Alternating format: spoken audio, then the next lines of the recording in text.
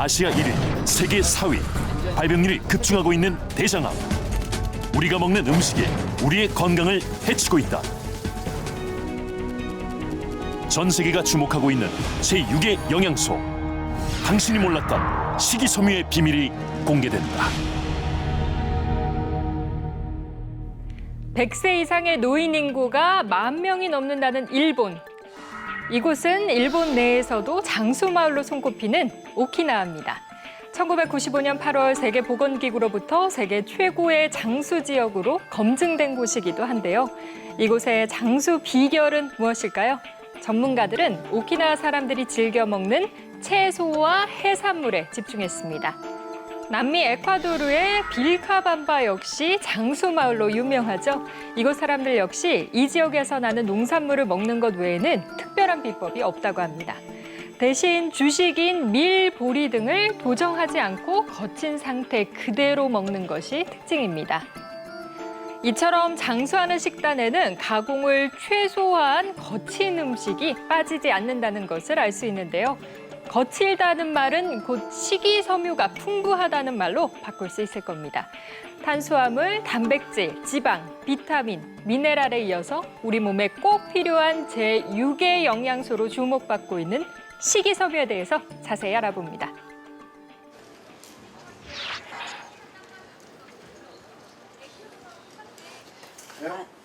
남편과 함께 이발소를 운영하고 있는 신훈암 씨.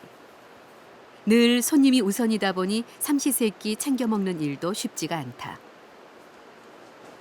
손님들 기다리시는 거 이제 미안하고 하니까 그러니까 이제 또 때를 놓쳐. 그러다 보면 이제 끝나고 나면 또 폭식해 막 그러다 보니까는 이거 변비가 만성이 된 것 같아요. 식사는커녕 화장실 한 번 마음 편히 다녀오지 못하는 일상. 상황이 이렇다 보니 그녀는 벌써 20년이 넘는 세월을 변비로 고생 중이다. 4일, 5일 넘어가면 배에서 뭐 가스도 많이 차고 금방 또 나올 것 같아요. 그래서 가면 안 나와요. 그러면 또 어떨 때는 힘을 많이 주다 보면 또 땀이 흠뻑 젖은 적도 있고. 이제는 약 없이는 변을 볼 수 없는 지경이 됐다. 최근엔 그마저도 반응이 없어 복용량을 늘렸다. 그냥 뭐 수술할 수 있으면 그냥 탁 해갖고 그냥 개봉을 해서 어떻게 좀 끌어내버렸으면 좋겠어요. 그래서 짬이 나면 그제야 끼니를 챙기는데 밥보다는 주로 빵을 먹는 일이 많다. 손님이 언제 찾아올지 몰라 밥상을 차리기가 마땅치 않기 때문이다. 그나마도 느긋하게 앉아 먹는 일이 드물다. 뭐 하다 보면은 그렇게 시간이 안 나면 그냥 하나 사다 놓고 하나 집어서 먹고 또 일하다가 배고프면 하나 먹고 그렇게 사는 것 같아요. 이처럼 우리나라 성인의 일일 식이섬유 섭취량은 해마다 줄어서 권장 섭취량인 25g에 미치지 못해 18g 수준에 불과했다. 식이섬유의 섭취량이 80년대 이후로 분명히 줄어드는 게 통계에서 보이고 있습니다. 아마도 그 이유는 이제 아무래도 가공식품을 많이 섭취하는 그런 원인이 아닐까 하고 생각을 하고 있고요. 그 결과가 아마도 대장암이 최근에 증가한다든지 변비나 이런 문제들이 있다든지 그런 것들하고 관계가 있다고 생각을 합니다. 식이섬유는 우리 몸에서 소화, 흡수되지 않는 특징을 가지고 있다. 인체에 필요한 에너지를 만들어내지 못하는 대신 다른 중요한 역할을 하는데 바로 수분을 흡수하는 기능이다. 식이섬유는 스펀지처럼 수분을 빨아들이는 능력이 뛰어나서 적은 양을 먹어도 포만감을 느끼게 하고 변의 양을 늘려서 대장을 자극한다. 빠르고 부드럽게 배설할 수 있도록 도와주는 것이다.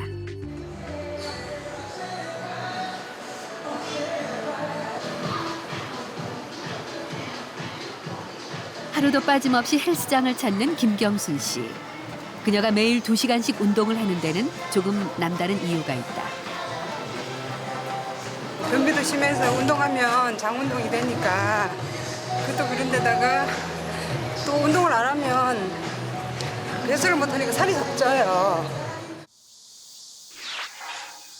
변비를 해결하기 위해 노력하는 건 그뿐만이 아니다. 가장 신경 쓰는 건 다름 아닌 식단. 가능하면 채소가 풍부하게 들어간 음식들을 차리려고 늘 애를 쓴다. 하지만 이렇게 잘 챙겨 먹어도 30년이 넘게 그녀를 괴롭혀온 변비는 나아질 기미가 보이지 않는다. 힘을 너무너무 주다 보면 정말 애 놓는 게 이렇게 힘드나 싶을 정도로 정말 막 그런데도 정말 시원하게 못 보고 나오니까 늘 속이 더부룩하다 보니 식사를 제때 하는 것은 하루 단 한 끼. 저녁은 대부분 간단히 해결한다. 장에 좋다는 요구르트가 단골 메뉴다. 화장실 가야 되는데 못 가고 있으면 좀 먹기가 싫어져요. 먹어야 되나 이걸 먹으면 사람들은 안 먹어서 밀어내라 그러는데 그게 도대체 무엇이 문제일까? 변비로 말 못할 고민을 안고 사는 신후남 씨와 김경순 씨의 상태를 확인해 보기로 했다. 보통은 1번이 많고요. 네. 되게 1번이 이게 이제 자갈이나 너트처럼 이렇게 동글동글 딱딱하게 나오는 그런 형태인데 이렇게 나오세요? 하루 종일 있어도 정말 만약 변기에 그냥 물을 안 내리면 하루 종일 있어도 그대로 있을 정도로 네네. 딱딱한. 대변의 모양은 크게 7가지로 분류하는데 바나나 모양으로 부드러운 것이 가장 좋다. 하지만 두 사람은 모두 딱딱한 구슬의 형태를 보였다. 대개 일주일에 한 번 내지 2번 정도밖에는 볼 수 없는 배변의 횟수가 감소가 돼 있고 또 하나는 그 배변의 형태적인 면으로 봤을 때 굉장히 단단하고 또 자갈처럼 콩처럼 굉장히 단단하게 나오는 걸 볼 때 아마 변비 중에서도 굉장히 심한 그런 변비 증상을 호소하고 계시고 그렇다면 두 사람은 섭취한 음식을 몇 시간 뒤에 배출하는 것일까? 정확한 측정을 위해 검사 4일 전 링이 든 시약을 먹었다. 뱃속에 남은 링의 개수와 위치로 배변의 속도를 확인할 수 있다. 검사 결과 신우남 씨는 60개의 링 중에 36개로 48시간이, 김경순 씨는 그보다 많은 42개로 51시간이 걸리는 것으로 확인됐다. 대장 운동성이 감소돼서 나타나는 서행성 변비, 또 배변은 직장에 모여 있지만 배출이 잘 안 되는 출구 폐쇄형 변비로 나누어지는데 이들 환자분의 경우에는 서행성 변비에 해당이 된다고 생각이 되고 이런 경우에는 먼저 이들 환자분들의 식단을 한번 점검해 보아서 식이섬유나 이런 것들이 부족하지 않은지 알아보고 대장의 운동성이 떨어지는 서행성 변비의 경우 무엇보다 식단의 관리가 중요하다. 이를 위해 먼저 영양사가 두 사람의 평소 식습관을 꼼꼼히 점검했다. 과연 무엇이 문제일까? 필요한 식이섬유질 권장량이 거의 절반 가까이 되는 섭취 패턴을 보이고 계셨습니다. 그래서 권장량에 비해서 상당히 부족하게 섭취를 하고 계신 걸로 나타났습니다. 관건은 식이섬유의 섭취량을 늘리는 것. 두 사람은 2주간 식이섬유가 풍부한 식사를 해보기로 했다. 규칙적인 식사 시간과 충분한 물, 특히 잡곡밥은 필수다. 식이섬유는 크게 두 종류로 나뉘는데 통곡물과 견과류에는 물에 녹지 않는 불용성 식이섬유가 많이 들어있다. 변을 크고 부드럽게 만들어 빠르게 배출시키는 역할을 한다. 과일과 채소, 해조류에는 물에 잘 녹는 수용성 식이섬유가 풍부한데 위장에서 음식물을 천천히 소화시켜 포만감을 느끼게 하고 포도당의 흡수 속도를 지연시킨다. 식사 패턴을 규칙적으로 제 시간에 알맞게 아침, 점심, 저녁을 식사 위주의 섭취를 하셔야지 식이섬유를 그만큼 섭취를 하실 수가 있겠고요. 물을 같이 섭취를 하셔서 장을 통과를 하면서 섬유질이 물과 함께 배변 운동에 더 도움이 되게끔 하시는 방법이 훨씬 더 효과적이고요. 식단 개선 프로젝트 5일째. 과연 이들은 식단을 잘 지키고 있을까? 빵으로 주로 끼니를 때우던 신후남 씨를 텃밭에서 만났다. 직접 수확한 채소로 만든 음식은 늘 가족들만 주었지 정작 자신은 거의 입에도 대지 않았었다. 하지만 요 며칠 새 많은 것이 바뀌었다. 요즘 얘들이 예뻐 보여요. 이런 게 이렇게 내가 이게 이렇게 소중한 줄도 모르고 예전에는 그냥 해놓고도 먹지도 않고 그냥 해서 남주고 그랬는데 이번에 먹어보니까 진짜 이게 이 변비 있고 하는 사람들은 최고인 것 같아요. 달라진 건 이뿐만이 아니다. 일하느라 항상 끼니 때를 놓쳤던 예전과 달리 잠깐이라도 짬을 내서 정해진 시간에 식사를 하려 노력하고 있다. 처음엔 이렇게 식사를 하는 것이 번거로웠다는 후남 씨. 하지만 곧 변화를 느꼈다. 제가 토요일부터 이 식단으로 식이요법을 했는데요. 그 이튿날 일요일 날부터 갔어요. 축하드립니다. 창피하네요.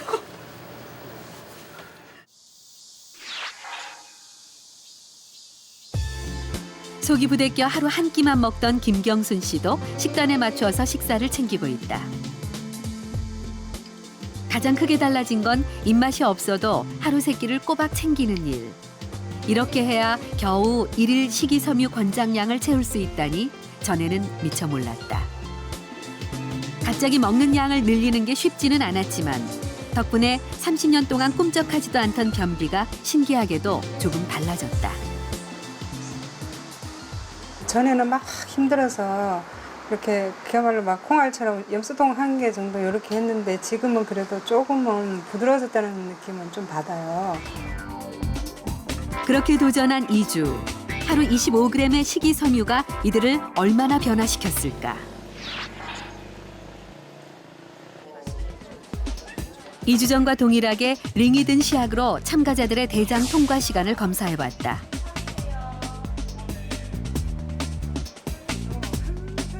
노력을 다한 만큼 긴장되는 순간. 결과는 어떻게 나왔을까? 신우남 씨의 대장 통과 시간은 22시간. 불과 2주 전에 그 2배가 넘는 48시간이었다. 대장 속 링의 개수를 비교해보니 식단을 개선한 뒤 현저히 적어진 것을 볼 수 있다. 대장 통화 시간도 개선됐고 배변의 횟수도 좋아졌고 배변의 모양도 좋아졌고 그래서 전반적으로 식이 개선한 것들이 아주 좋은 효과를 보였던 것 같아요. 김경순 씨의 대장 통과 시간은 49시간. 2주 전 51시간에서 큰 변화는 없었지만 다행히 변은 부드러워졌다. 이런 식이 개선 효과라는 것은 단기간 내에 보는 것보다 꾸준하게 하셔야 되기 때문에 다만 이제 기간이 너무 짧았기 때문에 우리가 이런 것들을 못 볼 수 있습니다. 그래서 꾸준하게 하시는 게 더 중요합니다. 네. 식이섬유 식단의 또 다른 효과를 확인하기 위해 제작진은 실험 전과 후 2차례에 걸쳐 2사람의 분변 검사를 실시했다. 변 속의 유익균의 비중이 클수록 대장의 환경이 좋다는 증거다. 검사 결과 2사람 모두 2주 전에 비해 유익균주의 비중이 늘어났다. 신우남 씨의 경우 대표적인 유익균주인 락토균주가 53배나 증가했다. 장내 세균의 균형은 우리가 먹는 음식에 의해 달라진다. 식이섬유는 유익균들이 좋아하는 먹잇감으로 식이섬유가 풍부한 음식을 먹으면 장내 유익균이 증가한다. 식이섬유가 부족한 고지방의 식사는 대장균과 박테로이데스균의 먹이다. 이들이 내뿜는 독성 물질은 대장의 점막 세포를 자극하는데 이런 과정이 반복되면 대장암의 씨앗이라 불리는 용종이 발생하고 우리 몸의 면역력 역시 떨어지게 된다. 그러니까 식이섬유는 배변을 원활하게 해주는 그런 효과 외에도 장내 세균에서 유익균주에 대한 중요한 영양소로서 유익균주가 늘어나고 장내에 건강한 그런 환경을 조성해 줄 수 있는데 많은 도움을 줄 수 있다고 생각이 됩니다. 진짜 20년 만에 저를 위해서 처음으로 그렇게 먹었거든요. 제가 조금 더 부지런히 열심히 움직여서 앞으로도 계속 이렇게 해서 먹고 저를 위해서 이제 먹을 생각입니다. 조리 시간이 빠르고 간편해서 현대인들이 사랑하는 음식, 패스트푸드. 몸에 그다지 좋지 않다는 걸 알고 있지만 입에 잘 붙는 자극적인 그 맛을 쉽게 포기하지 못하는 사람들이 많죠. 이번엔 흔히들 시골 밥상이라고 얘기하는 식단입니다. 싱싱한 채소가 주 재료인데요. 예전에는 어디서나 볼 수 있었던 이런 밥상이 최근에는 발품 팔아 찾아야만 먹을 수 있는 음식 중에 하나가 됐습니다. 패스트푸드와 시골 밥상, 이 두 식단에 든 식이섬유의 함유량은 큰 차이가 있는데요. 전문가들은 식이섬유가 사라진 현대인들의 식습관에 대해서 경고하고 있습니다.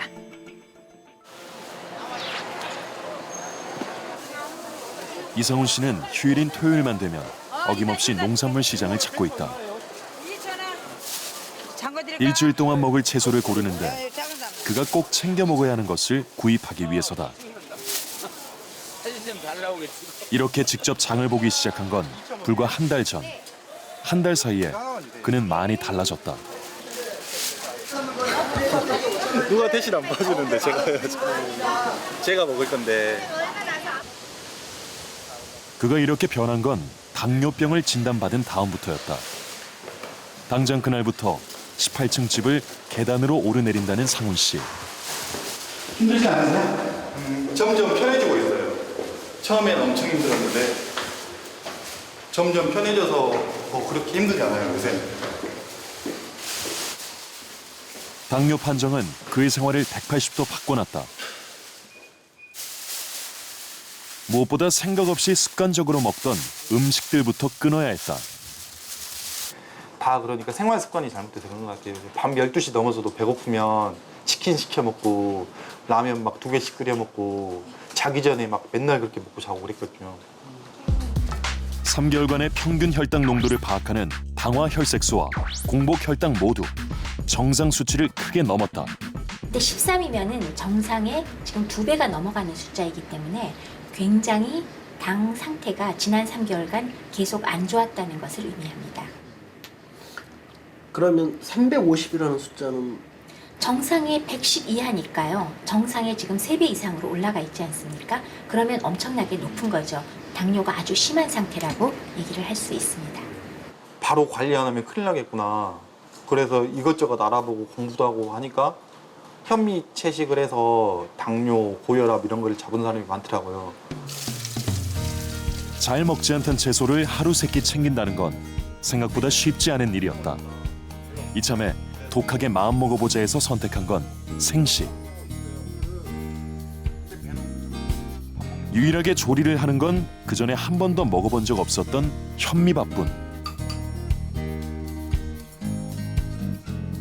먹는 것도 이렇게 반찬으론 아무런 간도 하지 않은 채소를 그냥 생으로 먹는다. 오이 예전에 쌈장 찍어 먹었을 때는 오이를 만약에 쌈장을 찍어 먹으면 그냥 쌈장 맛이었던 것 같아요. 근데 오이만 먹으면 지금은 오이가 이런 맛이구나, 브로콜리가 이런 맛이구나, 가지가 이런 맛이구나. 그 쌈장을 찍어 먹었을 때는 못 느껴봤던 그런 맛들을 느낄 수가 있던데요. 처음에는 자른 다음에도 이 칸에 채워졌었거든요. 지금은 3번째, 4번째 칸에 채워져요. 배가 그러니까 다른 건 솔직히 다리나 이런 데 운동을 해서 더 두꺼워졌는데 허리는 진짜 눈에 보기에 틀려진 게 제가 봐도 배. 상훈 씨의 이런 남다른 노력은 믿을 수 없는 결과를 가져왔다.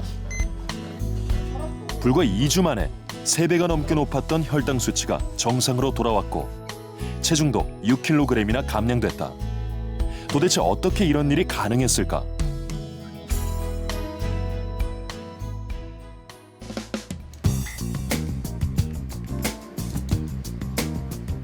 제작진은 전문의의 도움을 받아 그가 고집한 식단을 분석해봤다. 첫 번째는 열량을 줄였다는 점. 두 번째는 다량의 섬유질이 들어갔다는 점. 섬유소가 들어가면 당연히 당의 흡수를 어느 정도 저지시키고 혈당을 낮추는 효과가 그 자체로 있을 뿐더러 다른 외 불필요한 열량이나 이런 게 들어가지 않으면서 같이 작용을 하니까 그 점에서는 아마 당 조절에는 효과가 있었을 것 같습니다. 정제된 밀가루로 만든 빵과 같은 음식은 식이섬유가 적고 우리 몸에 흡수되는 속도가 빠르다. 빠르게 다량으로 흡수된 포도당은 혈액 속에 남아 혈당을 급격히 상승시키는데 이를 조절하기 위해 인슐린 역시 한꺼번에 분비된다. 반면 식이섬유가 풍부한 음식들은 위장을 지나며 다량의 수분을 흡수한다.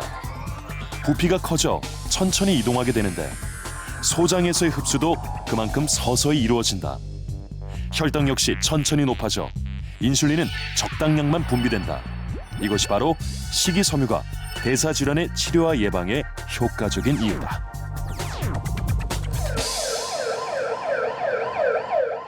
(3년) 전 64살의 장용진 씨는 여행에서 돌아온 날 공항에서 쓰러졌다.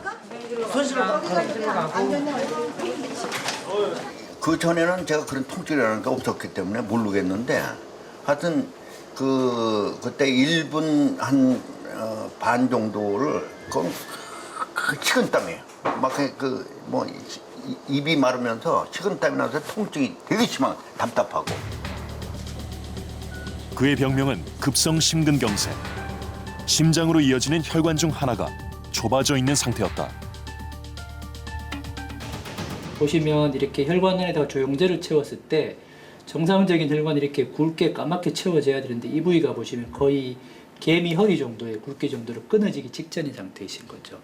이 정도 상태가 되면 대부분의 환자분들이 몇 발자국 걸으실 때 통증을 극심하게 느끼세요. 심장으로 가는 가장 중요한 혈관의 입구였다. 시각을 다투는 위급한 상황. 바로 시술이 진행됐다. 혈관에 3.8cm에 달하는 금속막을 넣어 좁아져 있던 혈관을 넓혔다. 급성심근경색이라고 했을 경우에는 사망률이 아직도 30% 이를 정도로 굉장히 치명적인 질환이고요. 전 세계적으로 봤을 때도 급사의 원인 중에 가장 많은 부분을 차지하는 아주 무서운 질환입니다. 당시 장용진 씨는 과체중으로 다이어트가 필요한 상황이었다. 잦은 술자리가 문제였다. 제가 주량이 상당히 좀 셌었습니다. 그런데 뭐 음식에 대해서 전혀 가리지 않고 이것저것 뭐 전혀 음식 조절이라는 생각을 안 하다가 요번에 이제 그런 일이 이제 발생해가지고 조심하게 된 거지. 그 이전에는 특히 이제 무슨 모임이라든가 회식 같은 게 많았기 때문에. 그의 경우처럼 기름지고 자극적인 음식을 자주 먹으면 결국 혈관에 문제가 생기게 된다. 이 상태 같으면 그냥 협심증으로 있다가 보시면 이러다가 누가 밖에서 이렇게 자극을 줘 이러면 안에 있던 기름이 튀어나오면서 혈전이 촥 막는 거죠. 이게 심근경색인 거죠. 혈액 속의 콜레스테롤과 같은 노폐물은 혈관 안쪽에 쌓이는데 이 덩어리가 갑자기 터지면 혈관이 완전히 막힌다. 심장으로 가는 관상동맥이 막히면 심근경색이 되는 것이다. 과거에는 의사가 처치만 하면 끝이었다가 최근에는 의사가 하는 역할 50%, 환자가 하는 역할 50%. 그 환자가 하는 역할 안에 들어가는 게 제일 중요한 게 식이습관, 운동, 체중 조절, 스트레스 관리 등인데 그중에 제일 중요한 게 바로 식이습관입니다. 심장질환 환자들의 치료와 예방을 위한 식단에서 가장 핵심이 되는 것은 식이섬유다. 장용진 씨는 3년째 철저히 식단을 관리하고 있다. 전에 좋아하던 기름진 음식들 대신 갖은 채소들이 식탁에 오른다. 물론 여기에 입맛을 맞추는 게 쉽지만은 않았다. 엄청나게 힘들었죠. 근데 이제 제가 결심을 하고 나서 약 먹는다는 생각을 하기 때문에 된 거지.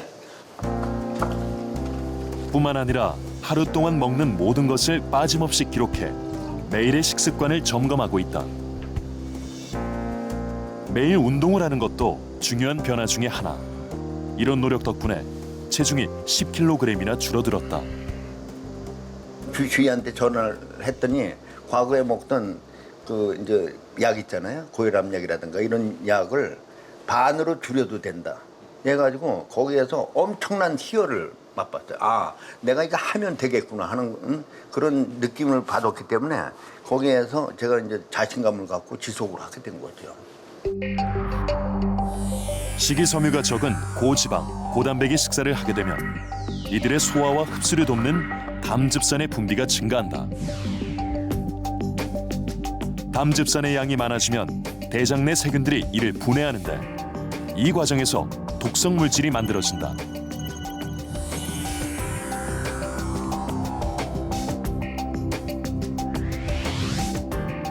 하지만 식이섬유 덩어리는 대장 내 담즙산을 흡착해 몸 밖으로 배설한다. 그러면 우리 몸은 부족해진 담즙산을 만들기 위해 그 원료인 콜레스테롤을 소비하게 되고 그 결과 혈중 콜레스테롤이 떨어지는 것이다. 한 연구에 따르면 심근경색 환자들이 식이섬유의 섭취량을 10g 늘리면 사망률은 15%나 감소되는 것으로 나타났다. 심장병을 예방하고 싶고 심장병이 걸리고 난 다음에 재발하고 싶지 않으신 분들은 식이습관, 즉 식이섬유를 이용한 식생활 조절이 가장 기본적이고 가장 손쉬운 방법이라고 생각합니다. 들여다보라고. 2년 전 용명규 씨의 평화로운 일상에 문제가 생겼다. 전에 없던 통증이 찾아온 것이다. 맹장 그 아래가 이렇게 누르면 아프더라고요. 그래서 대수롭지 않게 생각을 하고 그냥 식목회 나가서 술도 먹고 계속 그렇게 지냈어요. 근데 2년 전에는 도저히 안 되겠더라고요. 조금만 눌러도 이제 아프게 거예요. 통증이 있어. 대장암 2기였다. 암으로 인해서 대장이 막힌 거죠. 예, 막힌 거. 이 경우 이렇게 하행결장이 완전히 이제 폐색이 된 그런 상태입니다. 쉽게 얘기하면 서울에서 부산까지 고속도로가 내려가야 되는데 대구쯤에서 그냥 콱 막힌 거죠. 그러니까 서울에서 대구까지는 정체가 완전히 돼 있으니까 변을 못 보고 배가 아프고 이제 이런 증상이 나타났던 겁니다. 먼저 좁아져 있던 대장에 금속망을 넣어 장내 압력을 낮춘 뒤에 무려 20cm에 달하는 장을 절제했다. 뭐 친구들하고 뭐 술을 이렇게 먹으면서도 누구보다도 이 건강에 대해서 진짜 자신을 가졌다고요. 설마 이렇게 암이라고 진단 나올 줄 꿈에도 생각 못했죠. 경찰로 명예롭게 퇴직한 그는 소문난 애주가였다. 문제는 술과 함께 먹은 음식들이었다. 술을 많이 했어요. 술을 하루에 소주 한 병에서 한 병 반 정도. 그리고 허구한 날 매일 그렇게 먹었어요. 약주 좋아하시면서 기름 많은 고기를 제일 많이 좋아하셨어요. 술을 좋아하시니까 그런 걸 많이 드셨죠. 치킨도 좋아하시고 생선도 좋아하시고 또 찌개류도 좋아하시고. 우리나라의 대장암 발병률은 해마다 급격하게 증가해 세계 4위, 아시아 1위를 차지하기에 이르렀다. 식생활 중에서 붉은 고기라든지 뭐 햄, 소세지 같은 가공육 같은 거는 대장암을 일으킬 수 위험 요소가 된다는 보고들이 많이 있고요. 그다음에 음식 중에서는 이제 식이섬유가 풍부한 음식을 먹는 것이 대장암의 발생률을 좀 더 감소시킬 수 있다는 그런 보고들이 많이 있습니다. 한 연구에선 대장암 환자들의 식이섬유 섭취량을 2배로 늘리고 그 변화를 살펴봤다. 그 결과 대장암 발병률이 무려 40%나 낮아졌다. 식이섬유 덩어리는 장의 운동성을 높여 변의 대장 통과 시간을 줄여줄 뿐만 아니라 장내에 떠다니는 각종 독성 물질에 달라붙어 몸 밖으로 함께 배출시키는 역할을 하기 때문이다. 용명규 씨 부부도 가장 먼저 식단을 바꿨다. 음식의 주된 재료는 제철 채소. 이젠 외식을 줄일 만큼 이 식단에 완벽하게 적응했다. 정기 검진이 있는 날 변 보시는 건 좀 관리를 잘 해왔지만 이 순간엔 늘 긴장이 앞선다. 그래서 올 봄에 4월 달까지 찍은 우리 전신 CT 검사에서는 전혀 뭐 재발이나 전이도 없었고요. 요번에 이제 엊그저께 시행한 종양 표지자 수치 검사도 1.0으로 아주 정상입니다. 패턴도 아주 좋고요. 지금까지는 뭐 재발이나 전이가 전혀 없이 아주 잘 조절되고 있습니다. 축하드립니다.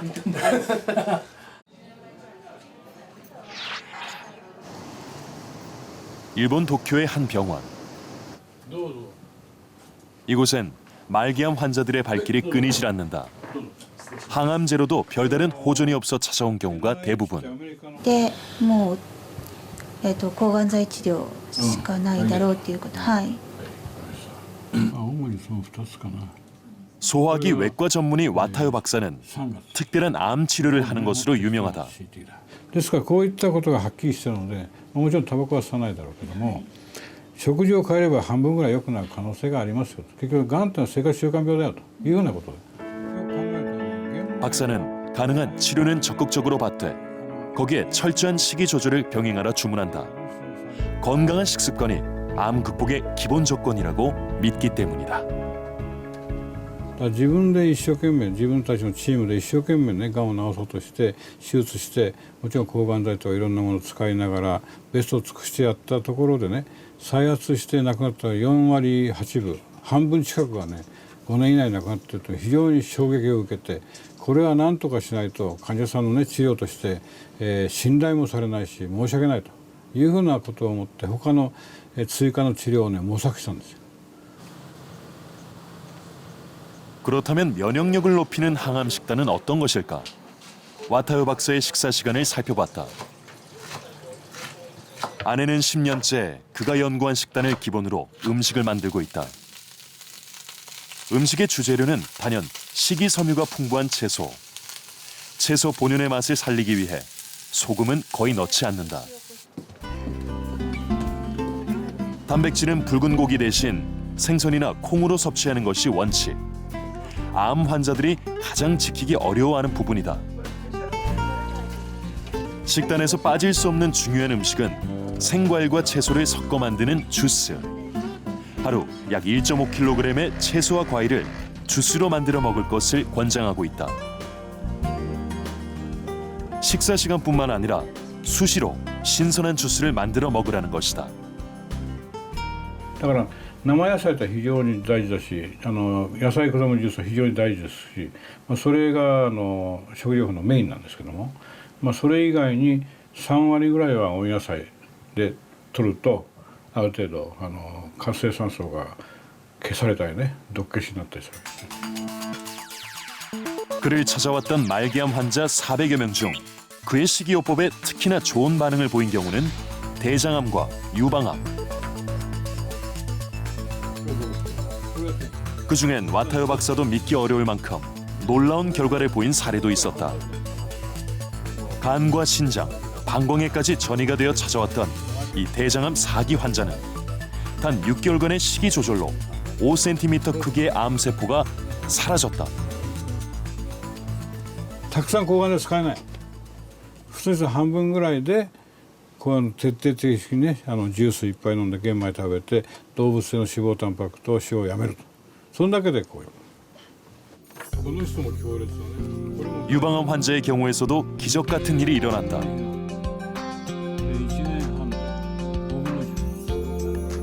직경 12cm의 간 전이가 발생했던 이 환자는 식이요법을 시작한 지 불과 2개월 반 만에 암덩어리가 사라졌다. 최근 한 논문에 따르면 와타요 박사의 식단처럼 여성들이 식이섬유를 충분히 섭취할 경우 유방암을 예방할 수 있는 것으로 나타났다.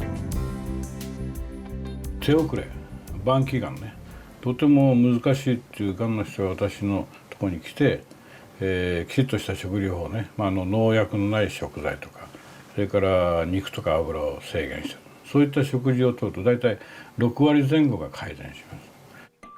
한국인의 하루 식이섬유 권장량은 25g 안팎. 그런데 우리가 주로 먹는 이 흰쌀밥 한 공기에는 식이섬유가 1.2g 정도밖에 들어있지 않습니다. 시금치 한 접시에는 1.8g 정도가 들었는데요.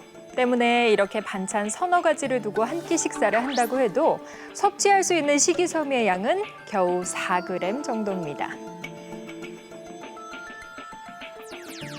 식이섬유의 하루 권장량을 사과로 채우려면 8개, 콩나물은 9접시, 흰쌀밥은 무려 21그릇을 먹어야 하는데요. 그만큼 음식을 신경 써서 먹지 않으면 식이섬유를 권장량만큼 섭취하기가 어렵다는 얘기입니다. 그렇다면 식이섬유를 좀 더 쉽고 효과적으로 먹을 수 있는 방법은 없는 걸까요? 직장인들의 평범한 한 끼 식사에는 보통 4g 정도의 식이섬유가 들어있다. 밥으로만 하루 권장량을 채우기는 부족한 상황. 혹시 식이섬유를 평소에 많이 드십니까? 바쁘니까 꼭 뭐 그런 걸 먹어야 되겠다 생각을 별로 해본 적은 없고요. 그냥 닥치는 대로 먹으니까. 특별하게 그런 거를 생각해서 먹진 않아요. 가끔씩 생각날 때마다 뭐 음료수 있잖아요. 식이섬유 음료수요. 그런 거 가끔씩 챙겨 먹고 따로 특별히 뭐 챙겨 먹거나 뭐 신경 쓰진 않아요. 그러나 최근 각종 건강 주스들이 사람들의 주목을 받고 있다. 스타들의 건강과 몸매의 비결로 과일, 채소 주스가 소개되고 있는 것이다. 아침에 갈기만 하면 되거든요. 하루 식이섬유 권장량 25g을 채우기 위해서 가장 효과적인 방법은 무엇일까? 가장 자연스러운 식단에서 자연스럽게 씹어 먹는 게 가장 좋다고 생각은 합니다만은 바로 그렇게 할 때 우리가 상당히 많은 양을 먹어야 되잖아요. 그런 의미에서 뭐 집에서 주스를 갈아 먹는다거나 이것도 또 하나의 방법이라고 생각을 합니다. 관건은 주스를 어떻게 만드느냐에 있다. 주목해야 할 것은 채소와 과일의 껍질. 상당량의 식이섬유가 바로 이 껍질에 들어있기 때문이다.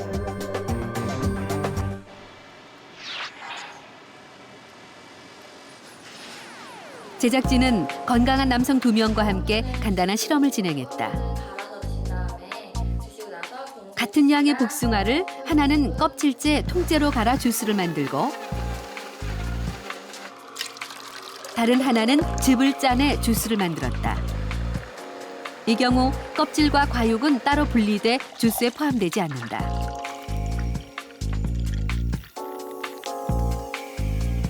공복 상태에서 주스를 마신 뒤 검사를 진행했는데 정확한 결과를 위해 다음 날에는 주스를 서로 바꾸어서 실험했다. 주스 섭취 후 30분, 1시간, 2시간마다 인슐린 분비의 변화를 살펴봤다. 과연 결과는 어떻게 나왔을까?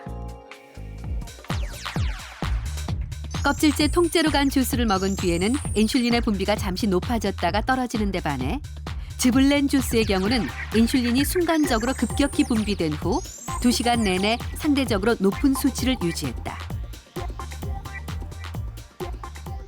우리 몸에 해로운 거는 이렇게 인슐린이 순간적으로 많이 분비되는 경우인데 이런 경우가 인슐린 저항성을 일으키고 당뇨병을 일으키는 그런 과정에 있는 모습으로 보시면 됩니다. 식이섬유가 많이 들어가 있으면 그 안에 건강한 성분도 많이 들어있지만은 우리가 당 흡수라든지 이런 걸 천천히 하게 해줌으로 인해서 그 인슐린 저항성이 생길 위험을 적게 하고 또 이로 인해서 당뇨병 발병의 위험이라든지 또 당뇨병 환자는 조절이 안 되는 것을 더 원활하게 조절해 주는데 많은 기여를 해주죠. 그렇다면 껍질째 통째로 간 주스와 즙을 낸 주스의 식이섬유 함량은 정말로 차이가 나는 걸까?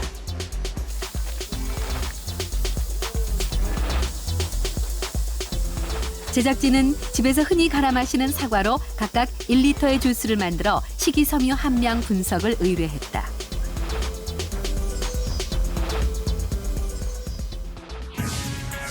결과는 놀라웠다.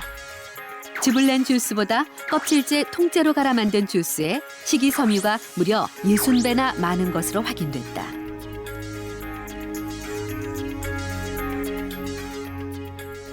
비교해 봤더니 수용성 섬유소, 불용성 섬유소가 다 수십 배씩 차이가 납니다. 이렇게 큰 차이가 나는 경우는 우리 몸에 미치는 영향도 당연히 다르겠지요. 뭐 당뇨병이라든지 고혈압, 여러 가지 대사질환, 암 발생에 미치는 여러 가지 건강에 대한 효과들이 차이가 크게 날 수 있다고 할 수 있겠죠. 섬유소의 상당히 중요한 부분과 영양소 파이토케미칼의 상당히 중요한 부분, 특히 파이토케미칼들은 특히 색깔이 현란한 데 많이 들어있거든요. 그건 다 껍질 부분이거든요. 그런 점에서 우리 몸에 유익한 영양소는 껍질 부분에 매우 많이 들어있기 때문에 그거를 함께 드시는 게 훨씬 더 건강에 좋은 영향을 미칠 수가 있죠. 과일과 채소의 껍질에는 식이섬유뿐 아니라 파이토케미컬이 풍부하다.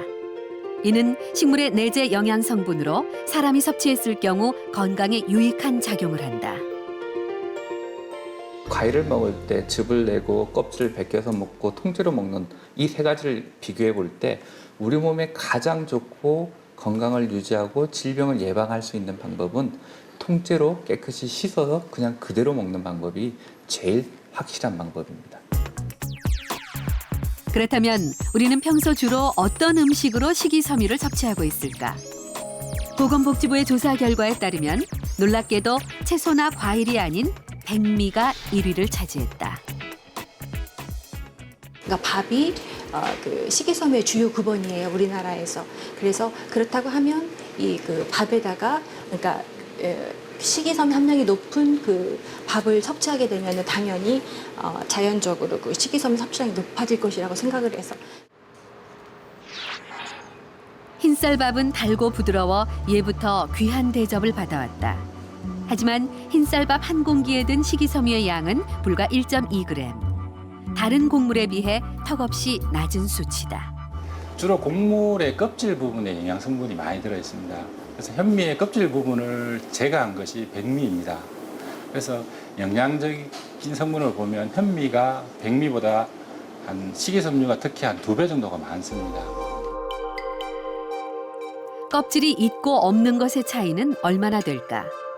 쌀의 영양 성분 분포를 살펴보면 쌀겨에는 전체 영양분의 29%가, 배유 부분에는 5%, 쌀 눈에는 무려 66%가 함유돼 있다. 즉 흰쌀에는 현미에 비해 영양분이 5%밖에 들어있지 않는 것이다. 식이섬유 측면에서만 봐도 현미의 이 껍질은 포기할 수 없는 부분이다. 이런 장점이 알려지며 최근 현미에 대한 관심이 크게 늘어났다.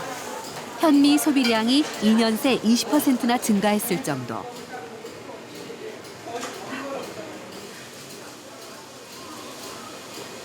전에는 찾아보기 힘들었던 현미 식당도 크게 늘었다. 쌀은 물론 양념에도 현미를 쓴다는 이 식당은 현미 맛에 푹 빠진 사람들로 늘 인산인해다. 근데 처음에는 이게 적응이 안 됐는데 먹다 보니까 속이 너무 편한 거예요. 더부룩함도 없고. 건강에 좋다라는 기본 인식이 있고, 두 번째는 비만, 좀 시들시들이 되는 거. 재미있는 것은 동물도 현미를 선호한다는 점이다. 곡성의 한 현미 농가. 이곳에선 몇 해째 같은 일이 반복되고 있다. 닭들이 주로 먹는 것들은 보면 그 바람이나 현미를 먹고 백미는 거의 안 먹습니다. 그리고 뭐 거의 곰팡이 생길 때까지 안 먹는 경우도 많고요. 이 말이 정말 사실일까?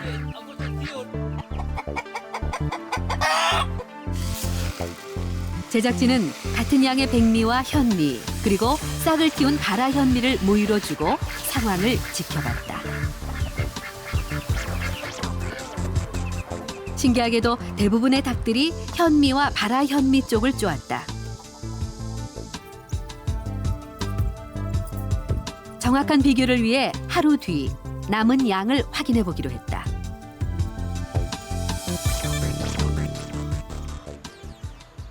다음 날 모이통에는 과연 어떤 변화가 있었을까? 신기하게도 남겨진 모이는 백미뿐이었다.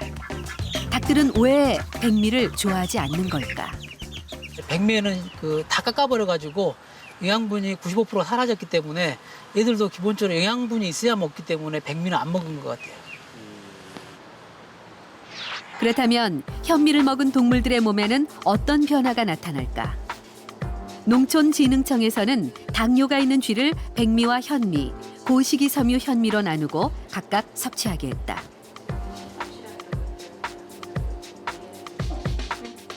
8주 동안 섭취하는 쌀의 종류에 따라 당뇨를 앓는 주의 혈당과 체내 지질 수준이 어떻게 변하는지 지켜보는 실험이다.